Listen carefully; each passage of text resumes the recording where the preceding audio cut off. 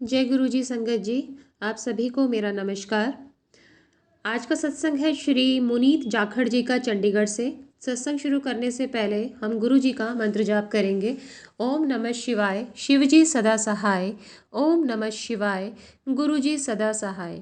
संगत जी, सत्संग शुरू करने से पहले यही अनुरोध करूंगी कि जहाँ पे भी आपको सत्संग गुरु जी का अटेंड करने का मौका मिले, कभी भी वो अपॉर्चुनिटी मत मिस कीजिएगा, क्योंकि गुरु जी सत्संग में स्वयं विद्यमान होते हैं और आपको पता नहीं वो कहाँ कौन सी ब्लेसिंग दे दें। अभी जगह जगह गुरु जी के एनुअल सत्संग होंगे, दिसंबर में होते हैं हमेशा, तो आप लोग वहाँ पे भी जा सकते हैं और कोई भी मौका ना गंवाएं ब्लेसिंग्स लेने का।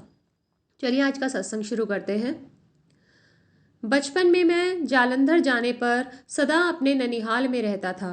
परिवार के सदस्य गुरुजी के दर्शन के लिए जाते थे और एक ऐसे ही अवसर पर मैंने भी उनके साथ गुरुजी के दर्शन किए। उनके मंदिर में प्रवेश करते ही वहां पर तीव्र सुगंध की, जैसे किसी ने पूरे कक्ष में कोई इत्र बिखेरा हुआ हो।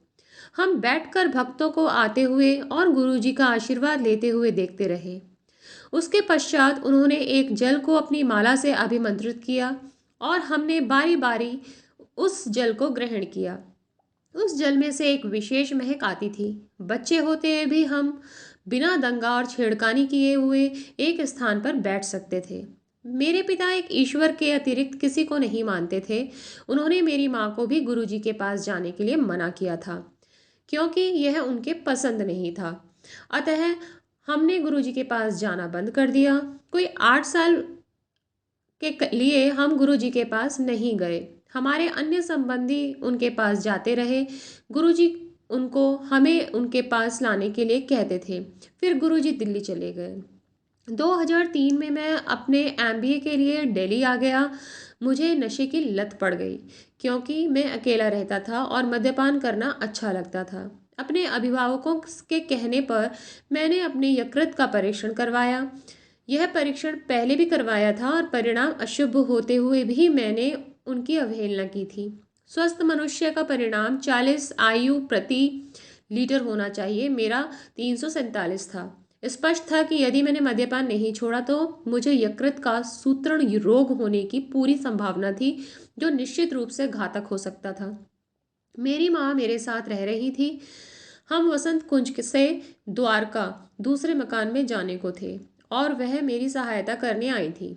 मेरी माँ धार्मिक प्रवृत्ति की थी और नियमित रूप से गुरुजी के पास जाकर उनकी कृपा और मेरे स्वास्थ्य के लिए प्रार्थना करती थी। एक दिन गुरुजी ने उन्हें बताया कि उनके संतान को कष्ट है और मुझे लाने के लिए कहा। मैं गया। मेरे पिता को यह पता नहीं था। हर संध्या को मैं सीधा उनकी संगत में जाकर चाय और लंगर ग्रहण कर वापस आता था। कुछ भक्त सत्संग सुनाते थे कि कैसे गुरुजी ने उनके कष्ट दूर किए। वहां पर कई ऐसे अनुयायी थे जिनको हृदय रोग, कैंसर और धन के अभाव से मुक्ति प्राप्त हुई थी और अब वह प्रसन्न थे। गुरुजी ने माँ को 10 दिन तक लगातार आने के लिए कहा। मेरे लिए ताम्र लोटा भी मंगाया, जिसे उन्होंने अभिमंत्रित किया और मैंने उसमें से जल पिया। उनके पास बैठे हुए मेरे मन में केवल उनके आशीर्वाद का विचार रहता था। इन्हीं दिनों मैंने एक अन्य चिकित्सक से भी परामर्श लिया। मेरे एक मित्र ने उसके बारे में बताया था। मेरे मित्र को भी यही रोग था और वह मेरे जैसी ही औषधियाँ ले रहा था। 4 मास के बाद भी उसका उपचार पूरा नहीं हुआ था।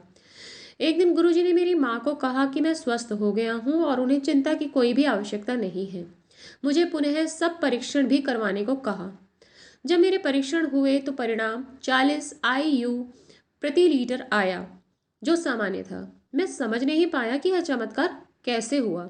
मैंने गुरुजी को उनके आशीष के लिए धन्यवाद देना चाहा तो उन्होंने मेरे से प्रश्न किया कि क्या मैंने परीक्षण करवा लिए थे, और मैंने हामी भरी। वह बोले, ठीक है ना, जा ऐश कर। मेरी माँ और मैंने उनके चरण स्पर्श किए और हृदय से उनको धन्यवाद किया। कुछ अनुभवों की व्याख्या करना कठिन है, किंतु वह होती हैं। उन्हें केवल स्वीकार किया जा सकता है। मेरे उपचार के उपरांत गुरुजी के प्रति मेरी श्रद्धा में वृद्धि हुई है। उनका आशीष हमारे परिवार पर सदा बना रहे। जय गुरुजी। अनंतम अनंतम शुक्राना गुरुजी। सभी संगत के कष्ट हरे गुरुजी। Thank you so much.